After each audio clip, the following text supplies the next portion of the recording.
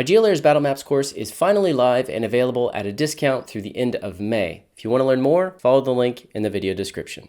On today's episode of Monday Maps, I'm going to try to match the style of one of the base maps from the Kings and Generals YouTube channel. Of all the requests for tutorials I've seen on my channel over the past few years, this is the most popular, so I hope you enjoy it.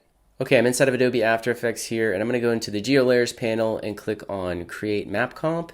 I'm going to choose this natural earth imagery profile right here, click create. Now we're visualizing countries, so I'm going to go over here to the GeoLayers panel and click on add features to browser and select download features. And at the very top you have countries from natural earth. That will add this here. And now with this selected, I'm going to click on the filter view, so it'll only show me the countries right here inside of my map comp preview area.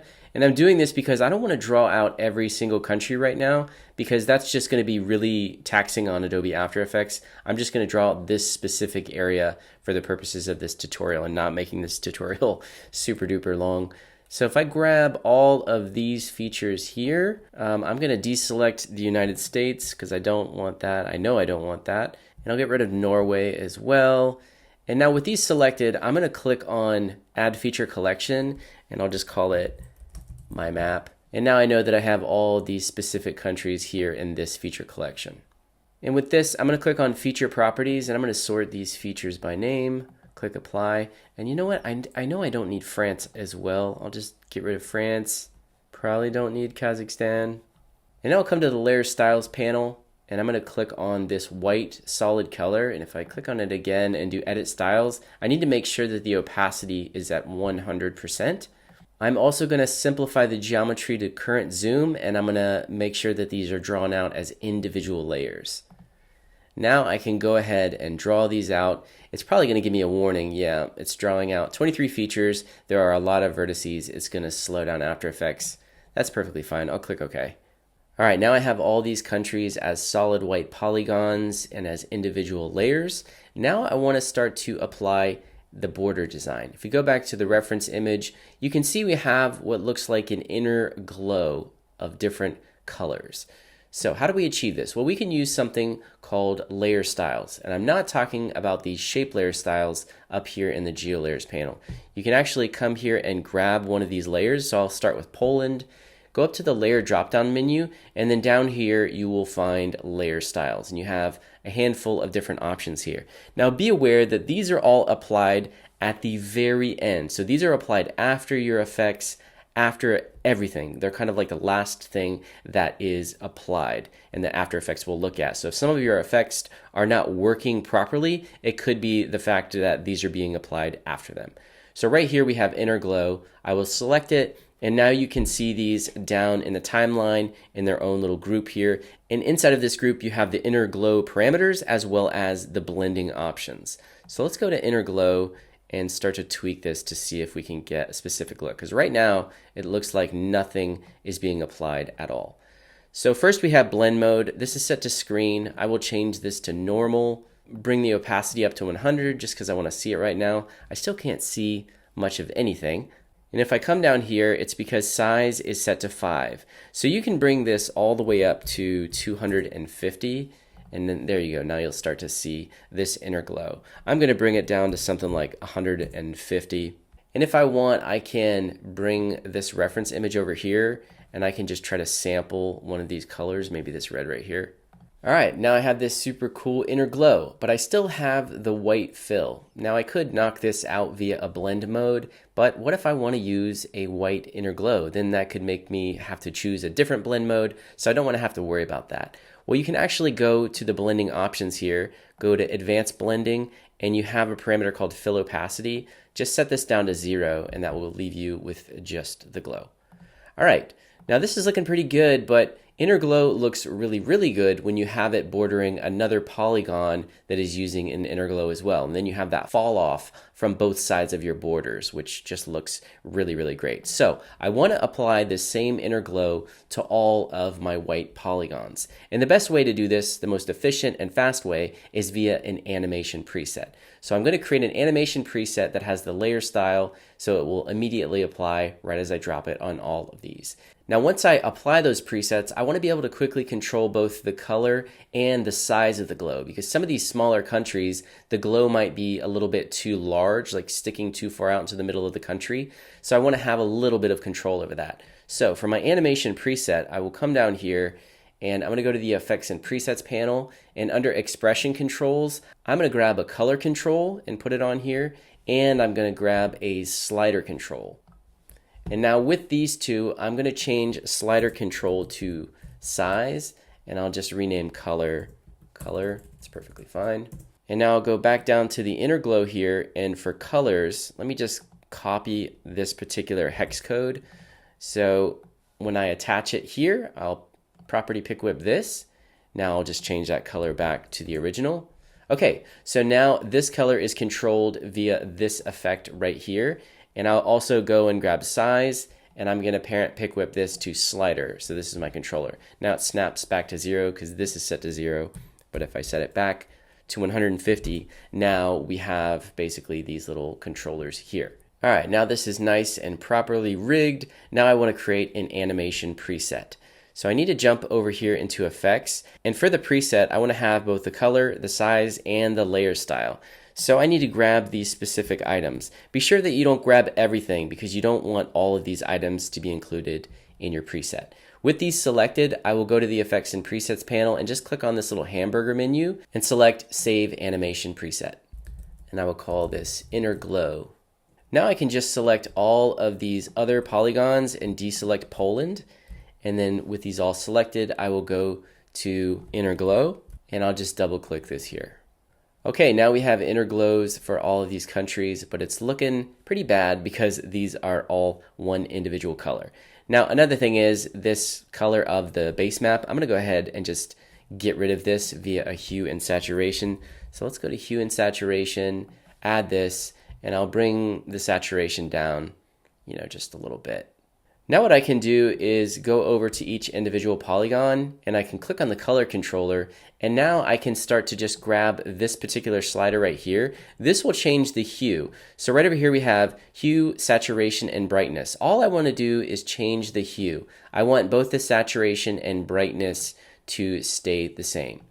So I'll just bring this over to like a blue color, and now we can just go through here and quickly tweak all of these. All right, I'm going to quickly speed through this. Now, if you're really clever, you can come up with some kind of expression that will randomize these so that when you apply the preset, it will just automatically randomize these. But doing that for just the hue would be a pretty complex expression.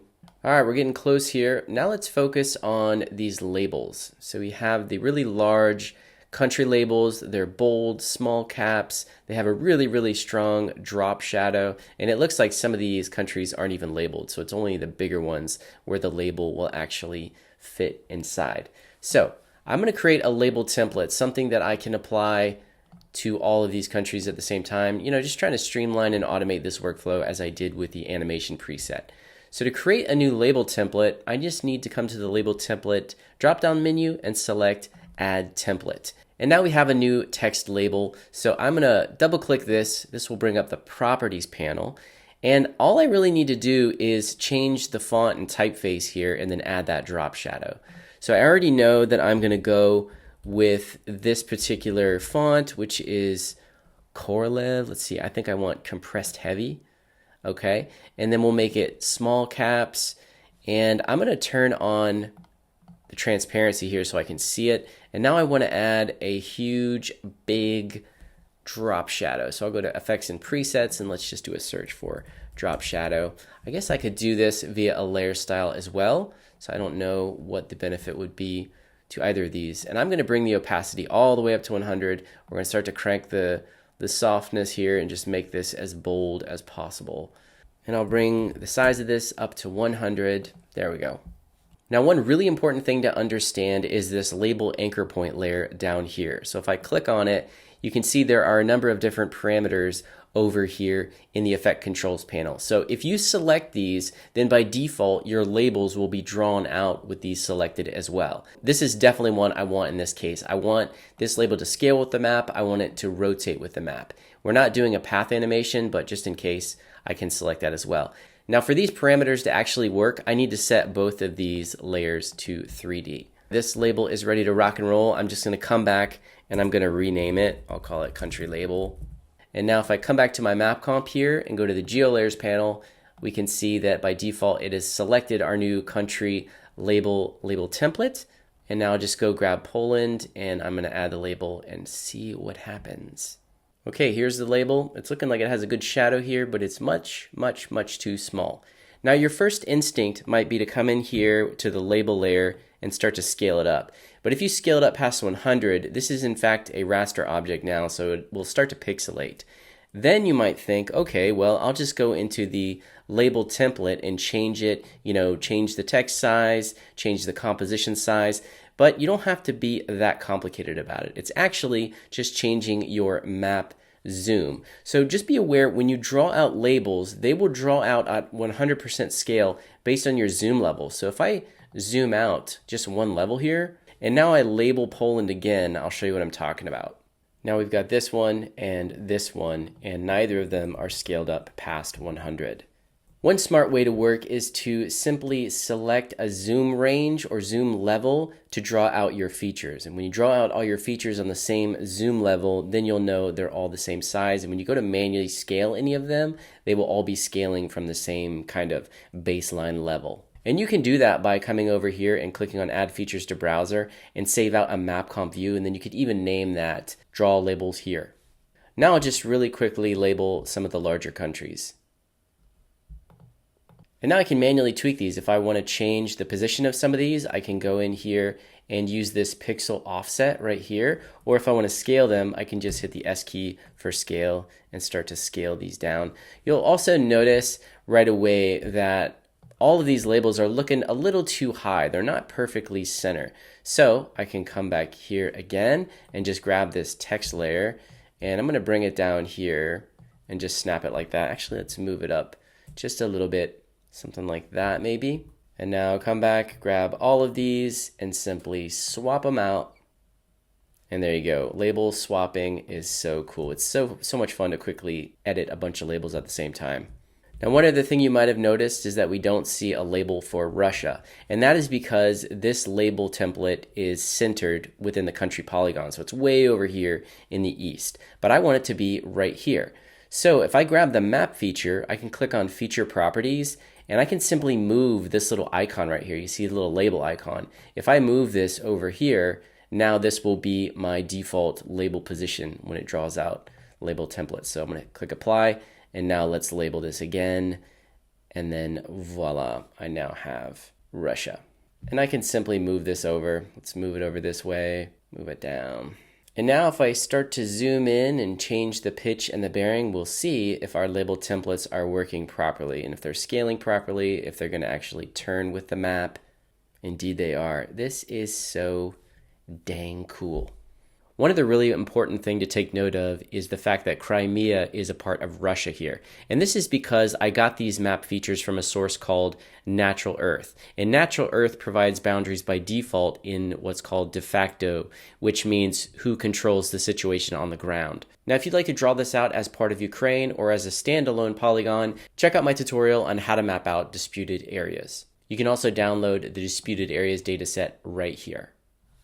All right, we'll stop here, but if I grab this reference and look at it, you can see we got pretty close. We did pretty well for just under 15 minutes. Now, what's so great about Kings and Generals is they have this insane attention to detail. Like, I can't even really tell if they actually created this in GeoLayers or if they used a 3D program like Blender or something. But I do know they have a team of animators, and some of these animators have different looks and styles. So I'm assuming some people are using Blender or Cinema 4D, while others are using Adobe After Effects with GeoLayers. If you work for Kings and Generals, DM me and let me know what you use, because I'm super curious.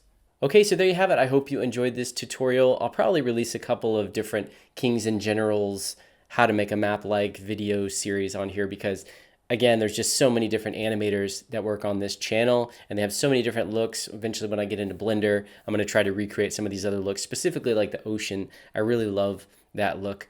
And again, I just released my GeoLayers WAR Battle Maps Masterclass, and I cannot begin to tell you how much work I put into this. I've seriously been working on this since probably the middle or the end, somewhere around the end of 2023. I really started working on it, and then I got distracted by full-time jobs, freelance jobs, and now I've been working on it solid for like the last few months. And I mean solid, like this is the only thing I've been focusing on. So I just want you to know, if you're on the fence about purchasing it, I really put 1,000% of myself into this. I stretched my skills to the max, and I just put everything I had into it. And it's just so much passion is in this, and that I really hope you enjoy it. And if you see any mistakes or you see any weird things in it, if you purchase it and see anything weird, let me know right away and I'll get it fixed. Because I'm still about 85%, 90% finished with the course, and it'll be done by the end of May, but it's available for pre-sale right now. And I'm just going to be finishing up those final tutorials. But you can just get started watching it. I have so much stuff there to pull from. And I'm going to start working on my next course. All right. Again, go buy it. See ya.